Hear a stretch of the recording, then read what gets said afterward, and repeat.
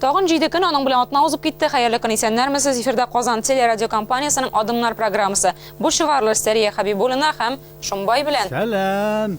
Bugün bizning programmada oynatqishlar kiri qo'ydi, ammo ishuvchilik problemasin ul hal etarmi?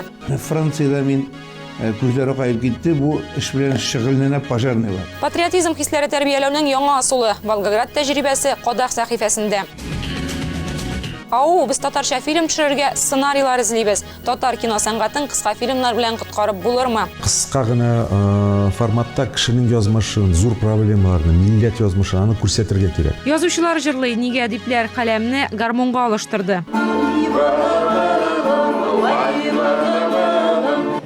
Kubisha jamg'iyat Tataristonda ishuvchilikdan davolanuvchilar o'zgan yil bilan solishtirganda 20% ortgan. Isiriklar orasida urlashuv, tovush chiqaruv kabi xuliganlik uchroqlari ko'paygan. Hozir respublika bo'yicha oynatqishlar shu kun olg'a qadag'indagi masala bo'lib turadi. Xatirlaysizdir, bir necha yil ilk ularni yopganlar edi. Isiriklarni uramdan oshig'ish yordam mashinasi xastaxonalarga tashidi Shumbay. Mana senama. Shumbay, oynaq patsientlar isiriklar bilan nechik davolangandir anda belgisiz. Shunisi fakt, oynatqishlarning kerakligida bir kimda sheklanmay hozir. Feruza Majitova oynatqishlarning qo'ydan qo'yshan ochilib, nechik ishlayotganini bildi. Politsiyaning tungi patruli bu uramdagi tartibni tekshirib yuruvlari. Mana bir abzir reshatkaga tutunib bosib tura. Сөйләшә торгач, аның салмыш икәне аңлашыла. Документларын тикшерәләр, телефоннан хатынын ашалтыраталар. Иптәше килгәнче полиция хезмәткәрләре калдырып китми, протокол да төземи. Хәзер шундый тәртип. 3-4 ел элек хәл башка иде. Урамда исерек килеш йөргән һәр кешене айныткычка озата иделәр. 3 ел элек айныткычлар ябылды. Эшкәнсең бит бүген тагын, туймас булды бу тамагың. Кая йөрдең? 3 yıl boyu isiriklerini xastaxanaga kitireler. Менә bu hanımны anadan tuma kiliş Yarşı avılının bir uramından alıp gireler. Aşığış yerden maşinası bilen. Мочится здесь, рвет их, ругается, дерутся, плюются. Вонь невозможная. С Челнов, да? Да. Ты сам не хлеб. Где его класть? В палату вместе со мной его не положишь? Я после операции рядом с ним я не хочу лежать. Oynatqışlar bitkəş xastaxanalarda şunday hal. İstirikni palataga salıb bulmuş çünki avrular qarşı. Eğiltirge бүтән урын юк. Kutuşkış meşakkatler istedi. Birok isirek bilen biz günler boyu intigaydık. Onu koyarga bilmişiz. Iğne koytarsan tuğan tuması yabarılıp çığa da bizden işçilerge tilesenin sözler aytıp geri o isirekni bizge tutturup çıkarıp çıkaraydı. İlip alıp kalsa da o isirek tam bir saattan çıkıp avada oramga bizni tağın çakırdı. Bir isirekni 4-5-10 tapkır günde biz hizmet ko'rsatib, şunun bilen kişiге hizmet ko'rsatasi vaqtni eramit yatırgan ек. Aznaqoy tabiblari iyul ayından jingil sulab qo'ygan. Bunda hozir xastaxanaga kitirmillar isiriklarni. Oynatqishlarning kiri qaytu şovqimi ularga birinchi qo'g'ilgan. Oynagancha xatli necha soat bo'yi ko'rsatdilar. Shundan so'ng biz ularni chiqarib jibaramiz. Ularni chiqargan uchun biz qaragan uchun, qundirgan uchun 273 so'm kunga olamiz. Isiriklar oynagaч bik ta qanagat bo'lar ekan. Я, Камалов Рустам Рафикович, выражаю благодарность коллективу «Мау-приют» за оказанную нам помощь деп язып калдырган. Aznaqoydagi oynatqish ул дәүләт проекты. Аны ремонтлау һәм ачу 2 миллион 800 мең сумга төшә бюджетка. Киләчәктә финанслауның бер өлеше хөкүмәт өстендә, икенчесе үз тәэмин ителештә булачак. Әлбәттә, әйтик, визит дигән оynatqish күптән эшли, башкалар ябылганда ул сакланып калган. Анда кеше үзе барып кирми билгеле, шәһәр буйлап аларны ЧОП, ягъни шәхси саклау оешмасы хезмәткәрләре җыя. Шактый кыйммәткә төшә бу кунакханәдән уздыру. Никаких жалоб нет, потому что это чисто гражданские люди там дежурят, не сотрудник полиции. Хәзер республикада оynatqishlar шелтәрен кабат торгызу бара. Киләсе елдан алар республиканың барлык эре шәһәрләрендә ачылырга тиеш. Казанга 2 оynatqish кирәк. Әлегә алар өчен кем җавап бирәчәге тәгаен билгеле түгел. Акчаның кайдан күпме бүленәчәген ассызыклаучы документ та юк. Закон кабул ителмәгән. Хәзер ул дәүләт советының закон һәм тәртип комитетында раслана. Францияда мен күзләре кайып китте. Бу эш белән шөгыльләнә пожарнийлар. Biz tursak yukarı olsa da Brazilya'da, или Arabistan'da olsa da jıklasa ne şunda jıksı tuygaç turup getiriyor. No kış günü mene kararlar. Mene daha kış günü, kış günü. 1-2 saat jattı, bitti, upkeselekti. Kış gününde birer saat jatsa şunda kaladayın, turmaydayın da. Шулай да җаваплылыкны Ичке эшләр министрлыгынамы, әллә сәламәтлек саклаучыларга йөкләргәме дип баш ваталар. Чөнки вак мәсьәләләр күп. Әйтик, шәхес турында закон буенча исерекне бары үз рөхсәте белән генә айныткычка илтергә ярый. Мең исерекне жаткан килеш килә. Син барасыңмы айныткыч йортына? Меңнән бер җүләрәге бер артык эшкәнлеген әйтергә мөмкин, мин барам дип. Калганы барам дип әйтми инде. Ну, добровольно нинди булырга тиеш монда? Добровольность монда просто исключается дип әйтәсем килә минем. Закон проектын быел кабул итү планда. Яңа елдан исәкләр яңаша ойный башлый. Хастахана коридорында түгел, ә кеше күзеннән читтәрәк махсус оешмада. Фәрүзә Мәҗитова, Ольга Степанова, Петр Шамбазов, Константин Бушуев, Казан телерадиокомпаниясе. Бибинур, Бөркетләр, Күктау, Исте Болгар җилләре чаяклат. Бу татарча кино фильмнары шунбай. Чынлапмы? Искитәргә юк инде, татарча кинолар бармак белән генә санарлык. Безнең кино 20 еллап һаман башлангыч этапта таптана. Тулы метражлылары, кыскалары да бер килеш. Бу хәлне азмы күпме үзгәртү максатыннан Татарстанда сценарий авторларын кузгатып җибәрмәкчеләр. Иң оста сценарий авторын конкурста ачыклыйлар. Бу турда алга таба. Минем бер кемем дә юк. Миңа җиңелрәк. Бу бабай әлегә иң соңгы булып төшерелгән кыска метражлы татар фильмы. Сюжеты булайрак. Хастаханәгә бер тамчы су кебек охшаган ике бабай килеп эләгә. Берсе ялгыз, икенчесенең гаиләсе ишле. Шунысы үлеп китә. Табиб бабайлар яткан караватлардагы исем фамилияле язуны алыштыра. Шулай итеп үлгән бабайның туганнары ялгыз бабайны үзләренеке дип кабул итә. Фильмга сценарийны Мансур Гилячев язган. Кыска метражлы фильм язу тулы метражлыга караганда кыенрак ди. Материал бик тыгыз булырга тиеш. Чөнки менә кыска гына форматта кешенең язмышын, зур проблемаларны, милләт язмышын аны күрсәтергә кирәк. Һәм ул аңлашылырга тиеш. Мансур Гилячев кино өчен сценарийны күп язган. Тик язуның мәгънәсе юк, барыбер төшерелми ди. Режиссерлар сорамый, кызыксынмагач, хәзер язмый да башлаган. Минем 3-4 яхшы сценарий бар, яхшы. Бер уннап язылган сценарийлар бар диме? Мәскәү режиссерлары күрәләр һәм шаккаталар. Шундый сценарийлар булуына. Ләкин ул бит татар дөньясыннан, ул Мәскәү еврейлары нишләп алар төшерсеннәр татар дөньясын үз акчаларына. Кыска метражлы бер фильм төшерү өчен 1 миллион акча кирәк ди режиссерлар. Кино өчен артык күп акча да түгел кебек. Шулай да хәрәкәт юк диярлек. Бу өлкәне ничек тә кузгатып җибәрү өчен Татарстанда татарча иң яхшы кыска метражлы кино сценарийсына конкурс игълан ителде. 30 ноябрьгә кадәр иҗат җимешләрен Татмедиа агентлыгына тапшырасы. tatmedia.tatarastan.ru адресы буенча. Бүгенге көндә татар телендәге фильмнар күпчелек алар тәрҗемәи фильмнар. Иран фильмнары, Төркия фильмнары үзегез күрәсез, Мексика фильмнары. Ләкин безнең үзебезнең фильмнарыбыз да булырга тиеш. Һәм аны үзебезнең кешеләр, безнең халыкның проблемаларын тоемлап язылган нәрсә булырга тиеш ул. Максат шул. Кинога сценарийны бар тик заказ буенча гына язарга була дип саный Илгиз Зәйниев, Камал театры режиссеры. Чөнки язылып, дистә еллар өстәл тартмасында ятуы ихтимал хезмәтнең. Кино ул бик нык акчага бәйләнгән әйбер. Ул акча кергәчтән ул акчаны кайтарырга да тиеш. Бездә аның кадәр аудитория юк. Ул акчаны шул кадәр миллионнарында кертеп, ул миллионнарны кире кайтарырлык, без аны берничек тә прокатта үзен үзе акламаячак. Бибинур фильмы бу. Тулы метражлы татар фильмы. 6-нчы халыкара мөселман фестивале җиңүчесе. Сценарий русча язылган була. Аны Илгиз Зәйниев тәрҗемә итә. Кино сценарий белән театр драматургиясе ул бик нык аерыла. Бер караганда бер төрле булып күренсә дә, шул театр белән кино аерылган кебек, аларның сценарийлары да аерыла. Мин моны ничек шулай бик теге белгән кеше кебек сөйлим, чөнки үземнең язып караганым бар. Илгиз Зәйниев театр сәхнәсе өчен сценарийлар яза. 20ләп әсәре сәхнәләштерелгән инде. Ә кино өлкәсендә тәрҗемәләре күбрәк. Әйтик, Уен азагы фильмы Британия язучысы Хулио Кортасар әсәре буенча язылган. Максим Швачко белән уртак проектлары бу. 9-нчы Казан мөселман фестивалендә президент призына ия булды ул. Татарстан кинохроника студиясының алтын фондында да татарча кинолар бармак белән генә санарлык. Татарча түгел, русчасы да куелмый әле. Сәбәпләре күп. Иң беренчесе финанс кытлыгы. Всегда что-то нам мешает. Скажем, до кризиса 2008 года у нас было в республике по бюджету выделялось 9 миллионов. Потом, когда свершился вот этот кризис, 4 миллиона. Әмма бу юлы очрагы башка. Конкурска килеп, аның аша узып, югары бәя алган сценарийлар китап киштәсендә ятмаячак. Акча сорамаячаклар аларны төшерергә. Җиңүче экранга чыга. Фәрүзә Мәҗитова, Айрат Мөхәммәтҗанов, Андрей Сантальцев, Казан телерадиокомпаниясе. Президент янәшәсенә мэр фотосын Волгоградта патриотизм хисләрен ничек тәрбиялиләр, бу һәм башка темаларга күзәтү Кадак сәхифәсендә Фәрит Галиевның әйтер сүзе бар шунбай. Әйтсә әйтә.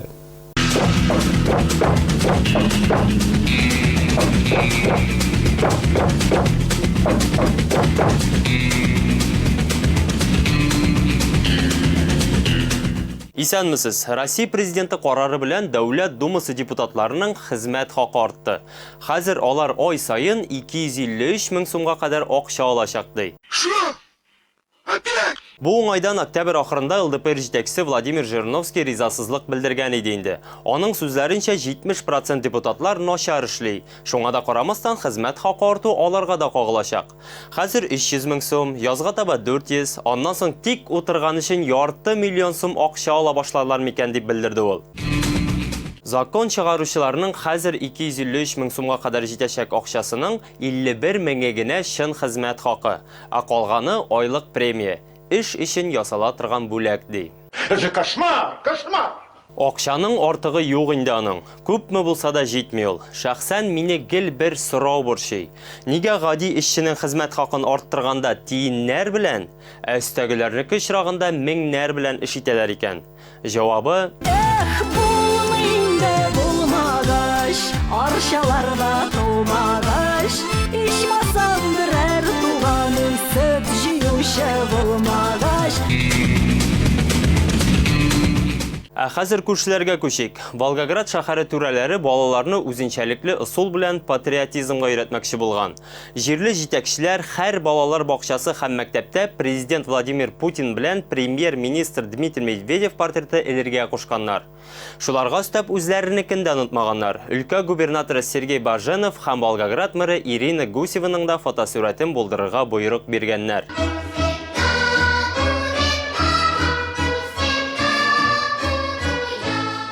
Волгоград шәһәре Думасы матбугат сәркатибе мэр Ирина Гусева һәр мәктәптә президент портреты белән Россия гимны сүзләрен генә эләргә кушты, ә калганнары турында берни дә әйтмәде ди. Кемгә ышанырга да белмәссең. Күрәсең, җирле җитәкчеләр хуҗаларга ярык дип артыгын эшләп ташлаган булып чыга инде. Соңгы вакытта НХЛда үзеңә генә авыздагы тешне тартып чыгару модага кирип китте. Флориданың Panthers командасы һөҗүмчесе Кристофер Барч икенче команда уенчысы белән берләшкәннән соң кузгалган тешен үзе тартып ала да җан атарларга тотып ата. Шундый ук хәл Питтсбург командасы һөҗүмчесе Паскаль Дюпи белән дә кабатлана. Ул да стоматологка барып йөрер урынга үз куллары белән ике тешен тартып чыгара. В хоккей играют настоящие мужчины. Играет в хоккей. Хоккейда чын иратлар гына уйный дигән сүзне акларга тырышуларыдыр инде буларның. Мондый хәлнең үзебезнең Акбарс уеннарында булганы юк әлегә. Әмма безнең хоккейчылар тамашачының күңелен ачарга башка җай таба. Әйтик, капкачы Константин Баруллинның боз өстендә биюе генә ни тора.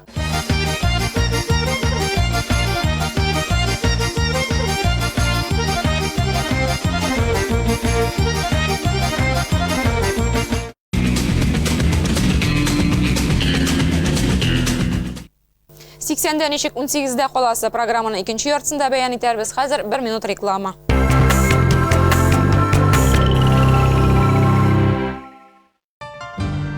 Пристрастный взгляд.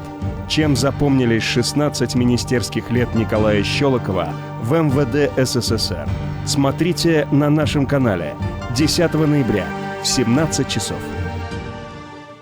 Дубленки, кожа, меха. Новое поступление в магазине «Арас». Межлаука, 16/21. Телефон 292 28 91. Антикварный салон «Ренессанс» купит дорогие иконы, картины. Баумна, 44.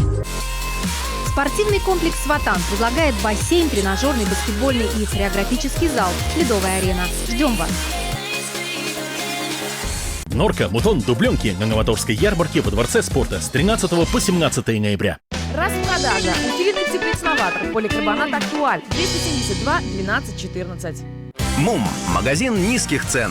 Стол-книжка 1400 рублей. Неделя низких цен и подарков в МУМе. Угловой диван 12 900 рублей. Дубленки, кожа, меха. Новое поступление в магазине «Арас». Межлаука, 16/21. Телефон 292 28 91. Распродажа. Утилитный теплоценоватор. Поликарбонат «Актуаль». 272 12 14. Возмездие неотвратимо.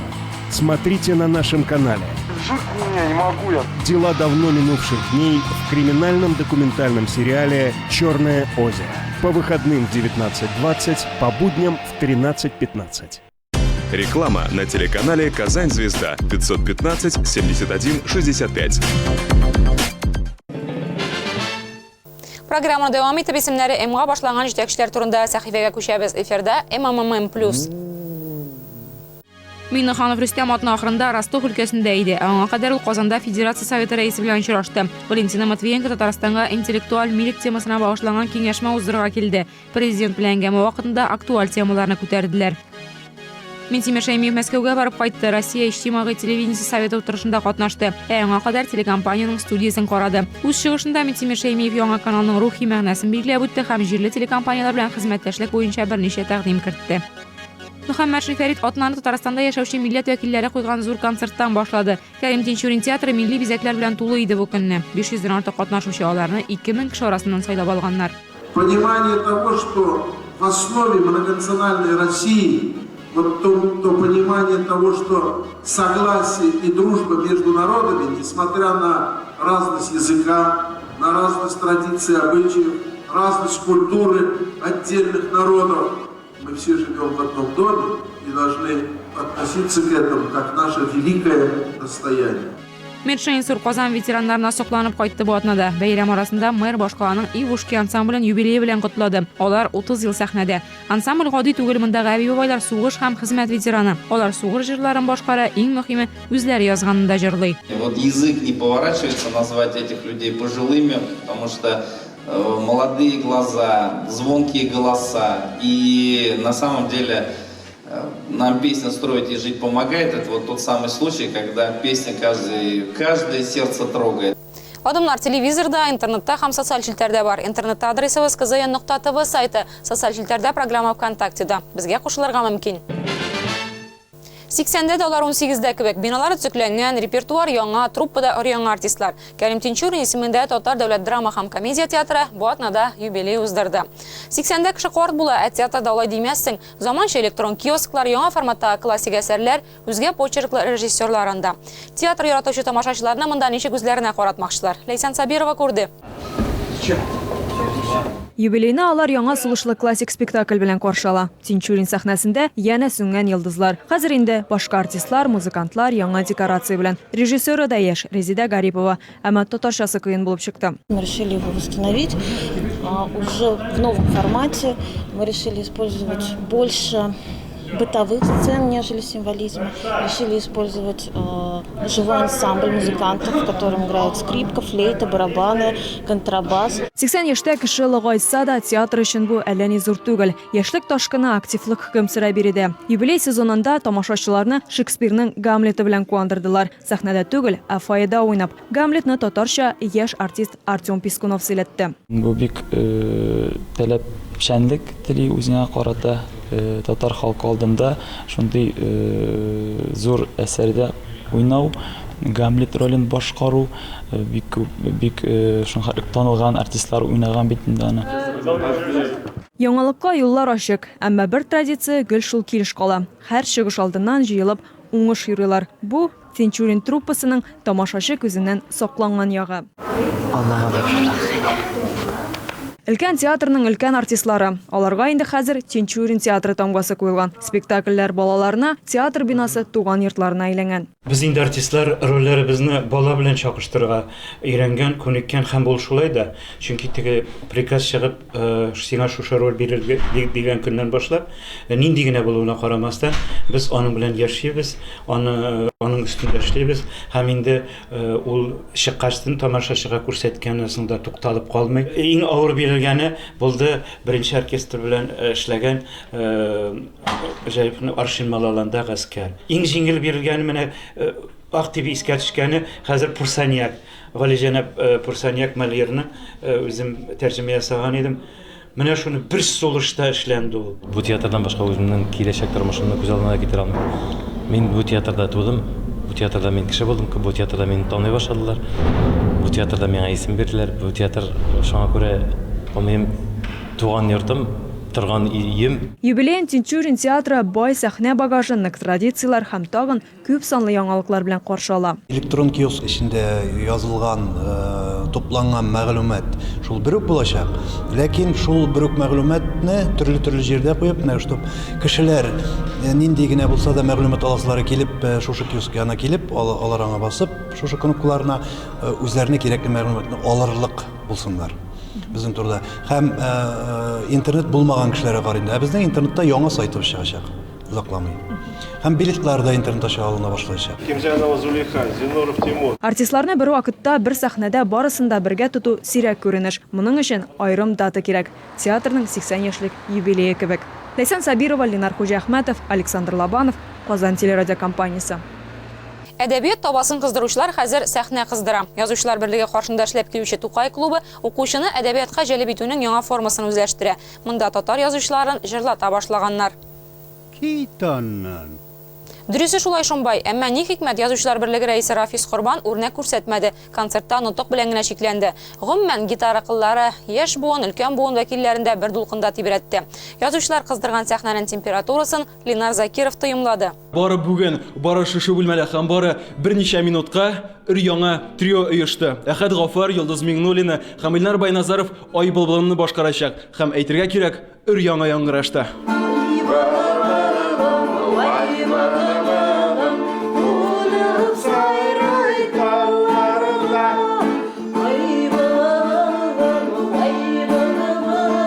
Язучылар һәм шагыйрьләр ике фронтка бүленде. Берәүләр сәхнәдә, икенчеләре залда. Күпчелек икенче фронтта. Язучылар берлеге рәисе Рафис Корбан концерт оештыру белән мавыгып китеп, номер әзерләргә өлгермәгән. Каләмнәрен бер кич ял иттерүче язучыларга фатихасын гына бирде. Бу чараны узак әзерләмәдек. Башка көндә дә бер атнавы көнлек. Моннан бер 3 еллар элек химиклар культура сараенда безнең язучылар үткәрәләр иде. Килки кишеләре.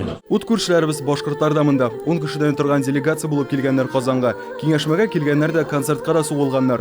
Соңгы елларда татар һәм башкорт әдипләренең элемтәсе какшаган иде ди әдәбият белгечләре. Башкортстан язучылар берлеге рәисе Риф Тойгын үзебезнең Рафис Корбан кебек үк җитәкче кәнәфиендә яңа кеше. Күперне бергәләп ныгыталар. Үзебезнең республика көне байрамы уңай белән һәр ел хайын Bizden oktyabrdan 11'inde bizden Başkırıstan Respublikası günü biz özümüzün şiir kiselerini ütkäreydik. Lakin buna sığıp kına şiir okup ol diziktirtigi yalıktıra başladı. Yoksa biz onu yanı formahan edergendik. Башкортстанның яшь язучысы Алмаз Шамасов Идел Урал баласы. Әнисе башкорт, әтисе татар. Каләмен ике телдә тирбәтә. Җырлый да әле. Уламыңдарды ярга алдым, өділіп ағынгас. Ошы әйтаңнары исемле җырымны тамашага тәкъдим иттем инде. Менә сез иҗат итүче Татарстан яшьләре белән, татар яшьләре белән аралашасызмы? Кызганычка каршы аралашмыйм, турысын әйтәм инде. Ирләр нутык сөйли, хатын-кызлар яшьләрдә зәвык тәрбияли. Популяр җырлар авторы шагыйрә Сония Әхмәтҗанова сәхнәгә чират көткән арада яшьләргә кыска вакытлы бию түгәрәге ачып җибәрде. Әпипә бүген ял итә.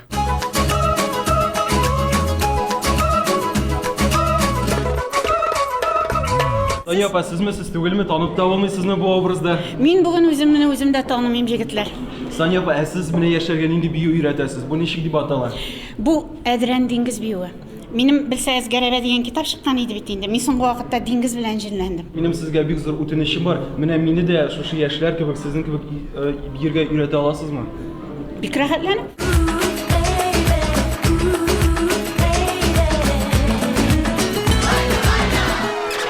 Милли чараларда еш күренүче шагыйрә һәм язучы Нәҗибә Сафина монда кунак булып кына килгән. Концертка берничә көн кала ул кырсак бию башкарачак дигән хәбәр таралды. Өметләр акланмады. Халыкның булай иттереп минем исемемне искә алып, сүз әйтүе ул игътибар итүе генә дигән сүз. Мин бер заман Разил Валиевка сорау биргән идем. Менә сез минем Нишкәбил конкурсында катнашканымны күргәнегез бармы дигәчтен, ул бертен аптырап калды да bu sorağınız sizin bana bik nik uşadı deyip aytdı. Çünkü bilesizmi, her kim öz işini müşteriga diyer. Кичә дуслык күперенә әйләнде. Язучылар белән укучыларны, олылар белән яшьләрне, татарлар белән башкортларны якынайтты.